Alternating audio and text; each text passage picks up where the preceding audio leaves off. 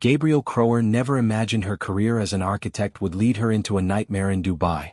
At 48, divorced for 3 years, she had found stability in her Cologne-based architecture firm specializing in sustainable projects.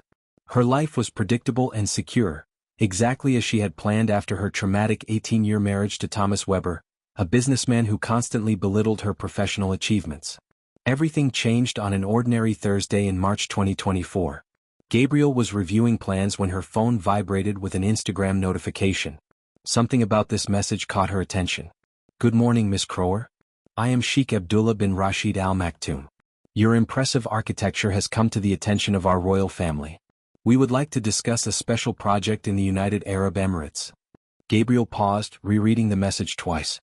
The profile showed an elegant man of about 45 wearing traditional Arab clothing in luxurious settings. The photos included meetings with dignitaries, luxury cars, and royal palaces. The profile had over 100,000 followers and was verified with Instagram's blue checkmark. After hesitation, she decided to respond politely. "Good morning, Your Highness. I am honored by your interest. Could you give me more details?" The response came within 15 minutes. "Miss Crower, our family is planning a revolutionary cultural complex in Dubai. We need a European architect with modern vision but sensitivity to Islamic traditions. You have been carefully selected from hundreds of professionals after extensive review of your portfolio." Gabrielle's heart raced. Selected from hundreds of professionals? Her hands trembled as she typed. "May I ask specifically why I was chosen? We have studied your portfolio for 6 months. Your design for the modern mosque in Berlin impressed us deeply. The way you integrated sustainability with religious respect is exactly what we seek. Furthermore, German women possess unparalleled technical precision, essential for projects of this magnitude." Gabrielle immediately remembered that project, a small community mosque she had designed 3 years earlier. How did this sheikh know about such a specific job? This increased her curiosity and, secretly, her long-dormant professional pride. Over the next 2 weeks, conversations intensified. Sheikh Abdullah proved surprisingly accessible and communicative. He sent spectacular photographs of Dubai, explained the Al Maktoum family's vision, and gradually included more personal comments. "Miss Crower, I must confess that in addition to your professional competence, your intelligence and cultural sensitivity impress me deeply. It is rare to find someone who understands both technical aspects and delicate cultural nuances of sacred architecture." Gabrielle felt increasingly flattered. After years of feeling undervalued in her marriage, receiving recognition from an Arab prince was like a balm for old wounds. She began eagerly awaiting each message, compulsively checking her phone during meetings. The project took detailed shape. Abdullah spoke enthusiastically about a €200 million cultural complex including a museum, library, convention center, and modern mosque. "It will be the ultimate bridge between East and West," he explained passionately. "The initial budget for architectural development is €2 million, Abdullah continued. "But we need to start immediately. Our royal family has specific deadlines related to Islamic calendars and astrological considerations." Gabrielle found herself working late into the night, researching Islamic architecture and imagining transforming her career with this historic project. "Gabby, are you sure this sheikh is who he says he is?" asked her best friend Petra over lunch. "This seems too good to be true." "Petra, I've checked everything," Gabrielle replied, irritated. "The Al Maktoum family has ruled Dubai for generations. His profile has 100,000 real followers and is verified. He demonstrates technical knowledge only someone genuinely in architecture could understand." "But you've never had a video call with him, right?" Petra insisted. He explained that royal security protocols are extremely strict. All initial communications must be in writing through secure channels before any visual contact is permitted. Abdullah soon mentioned the urgent need for her to travel to Dubai for formal presentations to the royal family. "As soon as possible, ideally within 2 weeks," he wrote. "We have a limited window in our family calendar." "There is one protocol issue," Abdullah added. "Our security regulations require that you travel alone initially. After approval from the family, you'll naturally bring your entire technical team." Gabrielle paused. Traveling alone seemed risky, but Abdullah offered reassurances. "I fully understand your hesitation. We will provide complete security, a private driver, first-class hotel accommodations, and all meals. You will be treated as an honored guest. In addition, our consulate in Dusseldorf can provide formal diplomatic confirmation." The mention of the official consulate convinced Gabriel completely. That same evening she called the UAE consulate in Dusseldorf. "Good evening. I'm calling to confirm a diplomatic invitation from Sheikh Abdullah bin Rashid Al Maktoum for a government architectural project." After a few minutes, "Yes, we have a record of an invitation for Miss Gabriel Crower, cultural project approved by the Al Maktoum royal family." Gabriel hung up, feeling total relief. This really was her moment of professional glory. What Gabriel didn't know was that Abdullah had called the same consulate 2 hours earlier, pretending to be her assistant, and had confirmed details of an invitation that never existed. The consulate employee simply confirmed the information that had just been entered. A week later, Gabriel's life took an even more surreal turn. A delivery man arrived with spectacular roses in a crystal vase, accompanied by a handwritten note with a gold letterhead and royal seal. "To the most talented architect in Europe. May these roses represent the blossoming of our future partnership. With deep admiration, Abdullah bin Rashid Al Maktoum." Gabriel was speechless. No one had ever sent her such luxurious flowers. 2 days later, an elegant box arrived containing an authentic Hermès silk scarf worth at least €800. "Petra, you have to see this," Gabriel said proudly, unfolding the scarf. "An authentic Hermès." "Gabby," Petra said carefully, "doesn't it seem strange that an Arab prince is sending personal gifts to a German architect he's never met?" "It's traditional Arab diplomatic protocol," Gabriel replied confidently. "In Arab cultures, gifts demonstrate genuine seriousness and respect." In reality, Abdullah was Mahmoud Hassan, a 35-year-old Pakistani man living in Dubai, working as an administrative assistant. Over 10 years he had developed a sophisticated method for identifying and exploiting lonely European professional women using social media research, manipulative psychology and elaborate role-playing. The conversations intensified dramatically.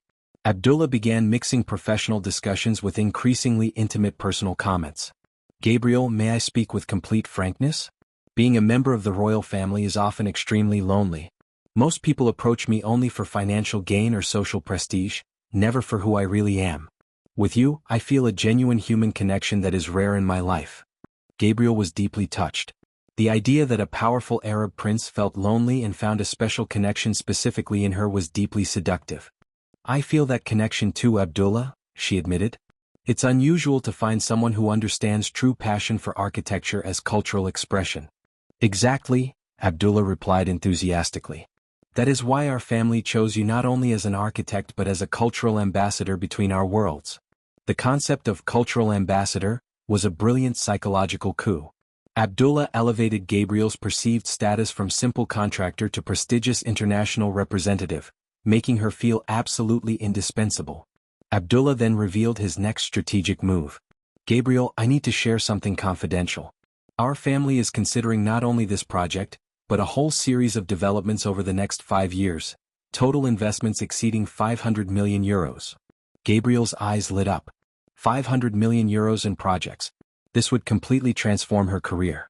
"If our partnership is successful, you would become our exclusive lead architect for the Emirates' entire cultural modernization program. Imagine the historic impact we would have together." Gabriel began daydreaming compulsively. International museums, university libraries, cultural centers. Her name mentioned alongside legendary architects. "There is one traditional protocol consideration," Abdullah added hesitantly. "For projects of this magnitude, our family requires concrete assurances of commitment.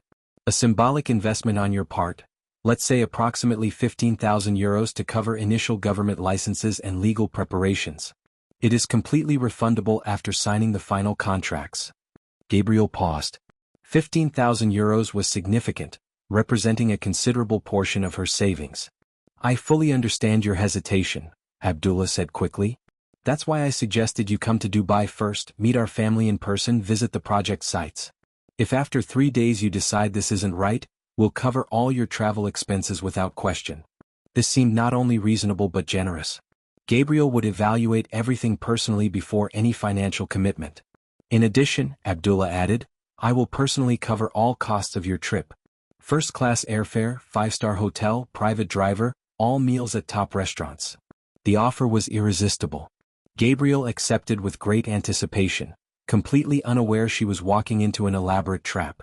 Emirates flight EK-43 from Frankfurt to Dubai took off punctually on a Tuesday in April 2024. Gabriel had never flown first class, the seat that converted to a bed, Dom Perignon champagne, gourmet food. She finally felt like a genuine VIP. During the 7-hour flight, Gabriel studied materials on Emirati architecture and fantasized about her new life as an international architect. At 48, after decades of modest work, she finally felt her career was taking off spectacularly. At Dubai International Airport, Gabriel looked for the sign with her name. There was no one. She waited 15 minutes, then 30. After 45 minutes, a middle-aged Arab man approached hesitantly. "Excuse me, ma'am. Are you Miss Kroer from Germany?" "Yes, that's me." "You must be Hassan." The man looked confused momentarily. "Ah, yes, Hassan. Sorry for delay. Traffic was very bad. Sheikh Abdullah sent me." Gabriel noticed Hassan's English was basic and he seemed nervous, but she attributed it to cultural differences. Hassan led her to a plain Toyota Corolla, not exactly the luxury vehicle she expected. During the 40-minute drive, Gabriel tried conversation. "How long have you been working for Sheikh Abdullah?" Some time," Hassan replied vaguely. "He is good boss." The hotel was genuinely luxurious, the Jumeirah Beach Hotel, a 5-star with spectacular views. Gabriel felt relieved. At reception she presented her passport. "I have a reservation for Gabriel Kroer, account of Sheikh Abdullah Al Maktoum." The receptionist checked the system. "Ah yes, Miss Kroer. We have your reservation for 2 nights. "Only 2 nights?" Gabriel asked. "It should be 5 nights. Let me check." "No, only 2 nights confirmed. You may need to extend after confirmation with the account manager." Gabriel felt uncomfortable but decided not to make a scene. Probably an administrative issue Abdullah would resolve. That night, she tried calling Abdullah to confirm their morning meeting. The phone went to voicemail. Abdullah did not return her call. The next morning at 8 a.m. she waited in the lobby for instructions. At 9 a.m. she began to worry. At 10 a.m. a WhatsApp message finally arrived. "Gabriel dear, 1,000 apologies. Urgent family emergency. My aunt has been hospitalized in critical condition. The entire royal family must be present. Impossible to meet today." Gabriel felt disappointed but understanding. "I understand perfectly. I hope your aunt recovers. When can we reschedule?" "Tomorrow for sure. I will make up for this inconvenience. Lunch at the most exclusive hotel. I will send a driver at 1 p.m. Gabriel spent the day exploring Dubai. The city was fascinating, a mix of Arab tradition and futuristic modernity. On the second day she waited at 1 p.m. At 2 p.m. another message: "Family situation has become complicated.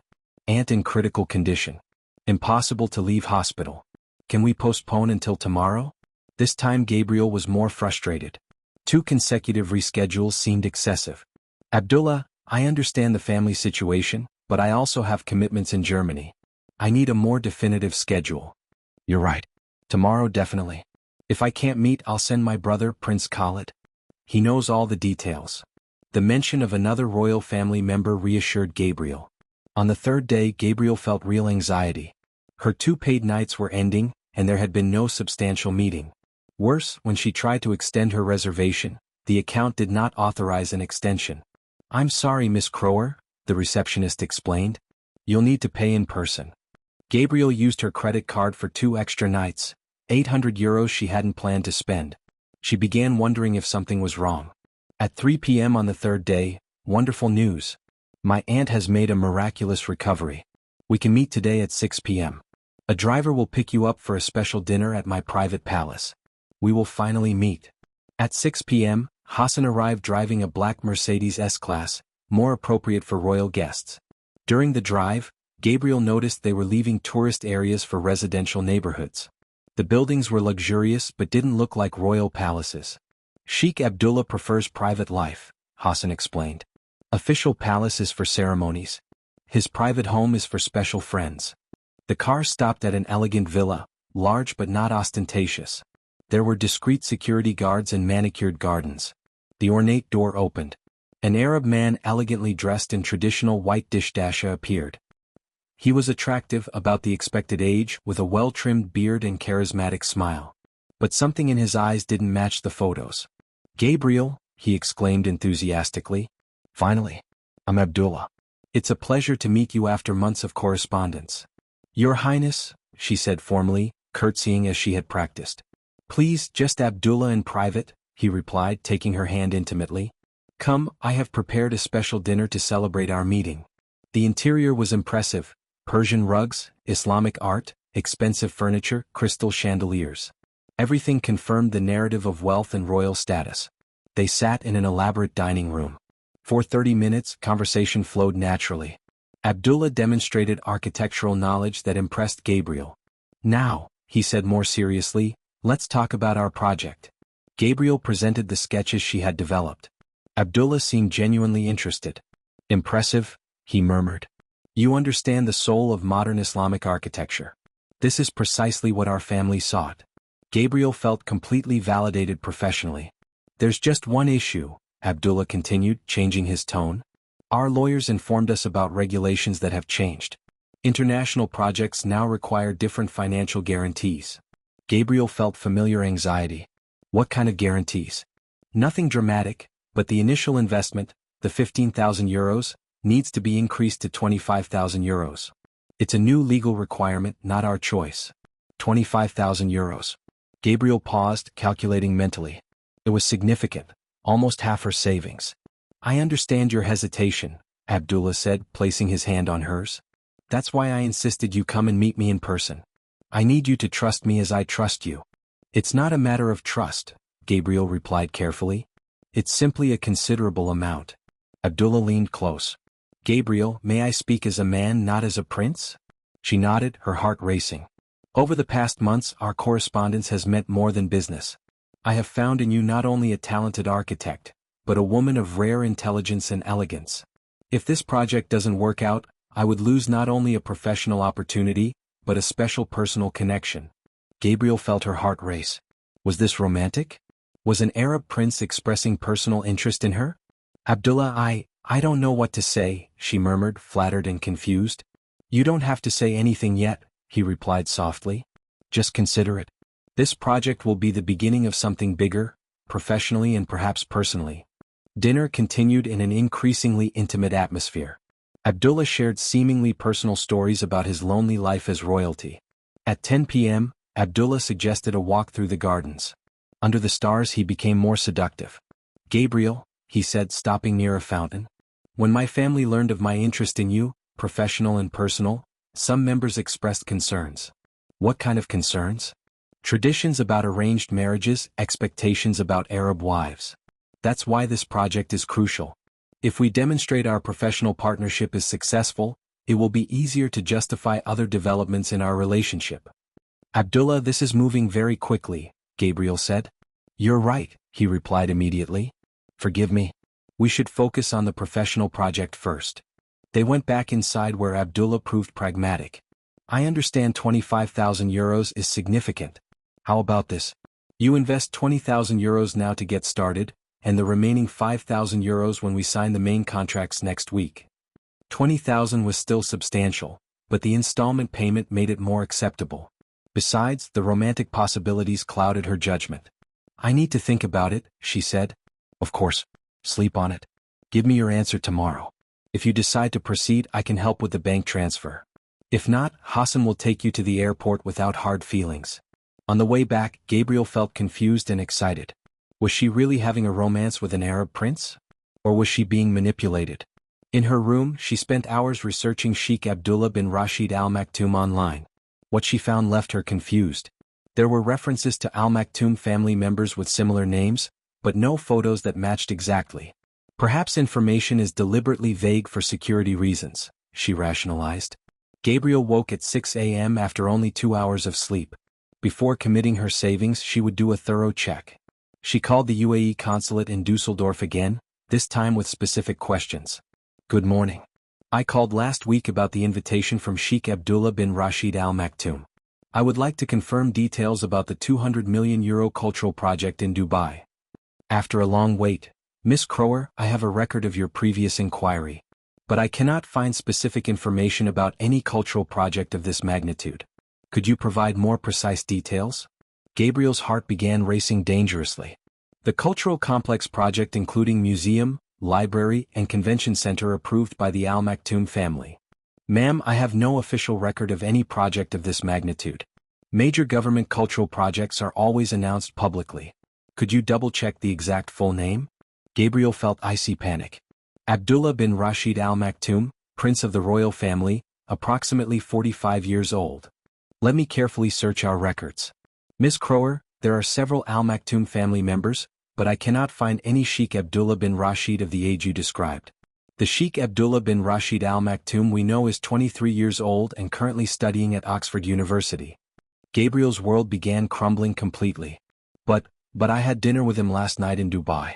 He showed me official documents, architectural plans.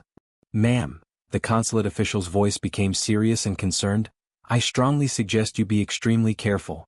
There have been recent cases of criminals posing as royal family members to carry out sophisticated scams on European citizens.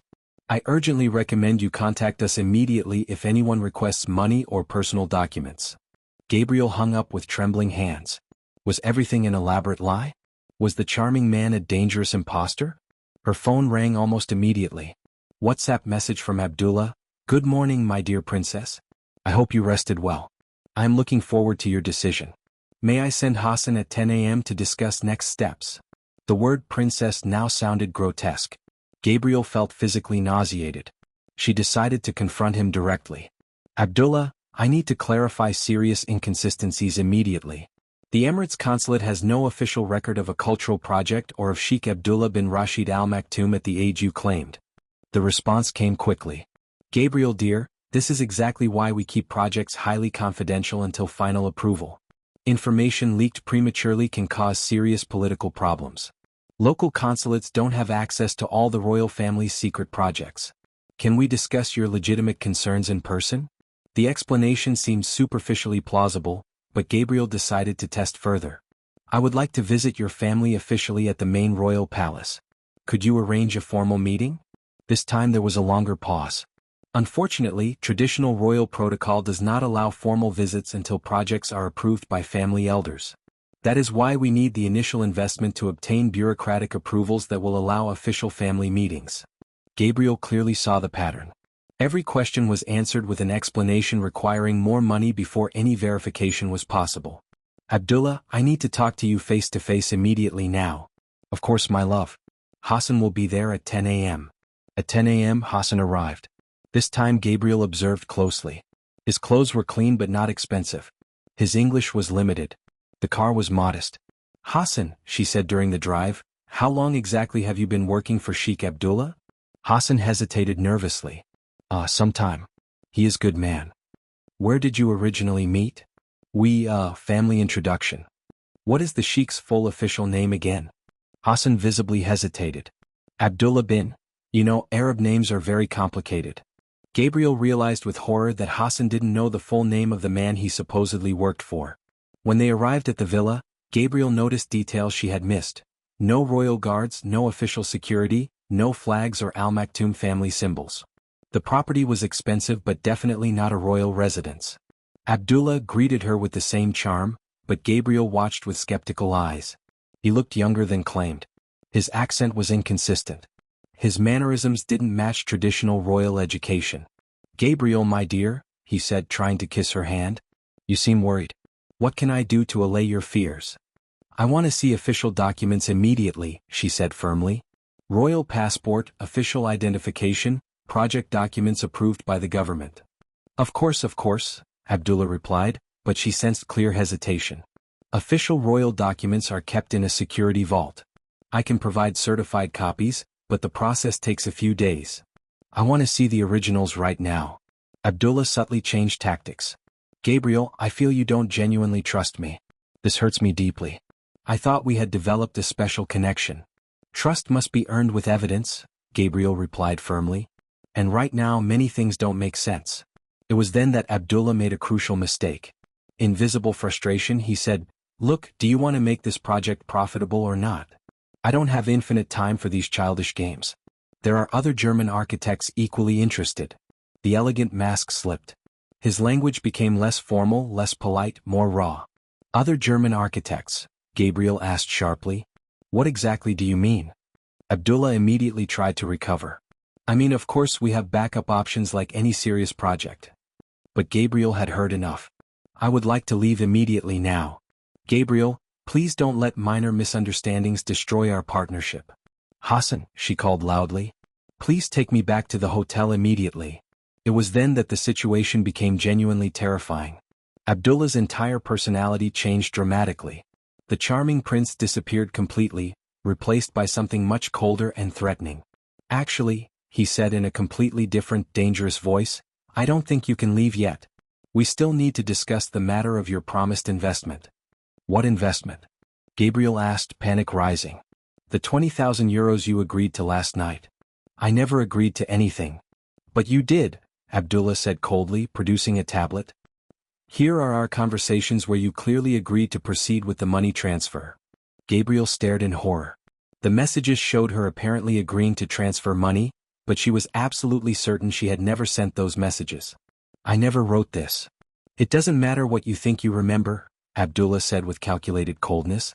What matters is that my organization expects payment, and you're not leaving Dubai until we receive it. Gabriel realized with terror that she was essentially being held hostage. The romantic prince had been completely fake. Let me out immediately or I'll call the police, she threatened. Abdullah laughed humorlessly. Go ahead. Call the Dubai police and tell them a German woman is refusing to pay debts she owes to a local businessman. See how sympathetic they are. Gabriel's hands trembled as she reached for her phone. But when she tried to make a call, there was no signal. We have signal blockers here, Abdullah explained casually. For privacy and security. For the first time since arriving in Dubai, Gabriel realized she was in genuine physical danger. Alone in a foreign country with no way to communicate. Let's be practical, said the man Gabriel had known as Abdullah, sitting casually. You have two simple options.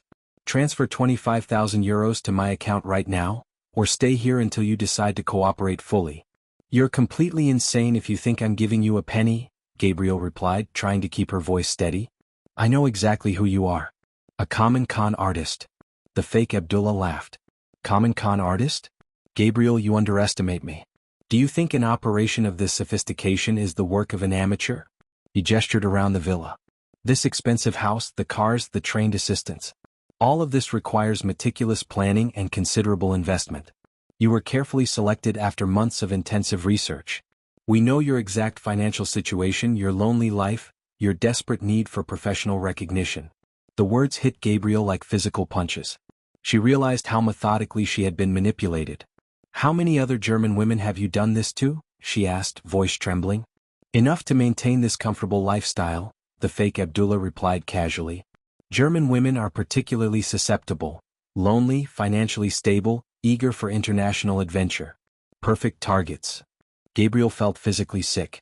She was part of a systematic pattern of exploiting vulnerable women. Hassan, he called. The driver appeared immediately. Take our guest to the guest room. Let her think about her situation. The guest room was actually a small bedroom with bars on the windows and an external lock. Gabriel realized with horror that this villa had been specifically modified to hold victims prisoner. Alone in the room, she desperately tried to find escape. There was a small window with solid bars. Her phone still had no signal. At 3 p.m., Hassan brought simple food. Gabriel barely touched it, worried it might be drugged. Please, she said to Hassan. Help me. You seem like a good person. This is wrong. Hassan looked conflicted. I sorry, but I need work. My family. What's your real name? Gabriel asked gently. Hassan hesitated, then whispered, Hassan is real name. But I don't work for real Sheikh. I work for Mahmoud, who you know as Abdullah. Mahmoud? Yes. He's originally from Pakistan. He's lived in Dubai a long time, always involved in criminal schemes. How many women has he done this to? Hassan looked genuinely disturbed. Many. Maybe 15, 20 German women. Usually they pay money and leave quickly. You're the first to ask so many questions. Gabriel felt a chill. She was in more danger than she imagined because she had been overly suspicious. Hassan, please, she begged. Help me contact the German embassy. I promise I'll help you too. Hassan shook his head sadly. I can't. Mahmoud has my passport. My family back home needs the money I send. After Hassan left, Gabriel spent hours trying to escape. The bars were solid. The door was locked from outside. No means of communication. At 6 p.m. Mahmoud returned. Have you reconsidered? He asked pleasantly. I will never give you money, Gabriel declared. Actually, I think you will, Mahmoud replied, producing her bag. I have your credit cards, bank details, passport. With the right persuasion you can make transfers yourself. What kind of persuasion? Mahmoud's expression became sinister. Dubai has many places where German tourists can disappear indefinitely. The threat was clear and terrifying. Gabriel realized she had moved beyond financial crime to a potential human trafficking situation. I need to use the bathroom, she said, desperate to buy time. Of course, Mahmoud said. Hassan will escort you. The bathroom was small but had no bars on the window. While Hassan waited outside, Gabriel noticed the window, although small, could possibly fit a thin person with great difficulty. That night, pretending to sleep, Gabriel heard Mahmoud talking on the phone in what sounded like Urdu or Arabic. The tone suggested he was discussing her situation with someone. At 2 a.m., when she heard snoring from the master bedroom, Gabriel began her desperate escape attempt. She carefully moved furniture to the bathroom window and began the extremely difficult attempt to squeeze through the narrow opening. It took nearly 30 minutes, resulting in multiple cuts and bruises, but she managed to squeeze through into the garden. Barefoot and injured, she crawled across the garden to the front gate. It was locked, but there was metal decoration she could climb, despite more cuts to her hands and legs. Once on the street, she ran desperately toward the main road, hoping to find a taxi or police. Dubai at 3 a.m. was surprisingly active. She stopped the first taxi she saw. German embassy, she said breathlessly. Emergency. German embassy closed at night, the driver explained. But can I take you to police station? Yes, police, please. At the Bur Dubai police station, Gabriel's appearance, bleeding, barefoot, speaking desperately in a mixture of German and English, immediately attracted attention. I was kidnapped, she told the officer. Man pretending to be Sheikh, keeping women for money, Villa Inn. She realized she didn't know the exact address. The sergeant fortunately spoke basic German and was trained to recognize human trafficking situations. He immediately called a specialist officer. You are safe now, Officer Khalil reassured her. Please tell us everything. Gabriel spent the next 3 hours giving a detailed statement about months of grooming, the Sheikh's false identity, the villa location, Mahmoud's threats. This sounds like the Mahmoud Hassan case we are investigating, Officer Khalil said.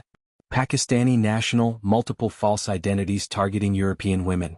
You may be the key witness we needed. Are there other women? We believe so. Some have filed complaints, others may be too ashamed. Your detailed statement can help build a strong case. A police raid on the villa took place at dawn. Mahmoud was arrested along with 2 accomplices. Hassan was detained but treated as a witness after Gabriel testified about his reluctant participation. A search revealed extensive evidence. False documents, multiple passports, computer files with profiles of dozens of German women, financial records showing transfers from at least 12 previous victims. You were lucky, Detective Rahman told Gabriel.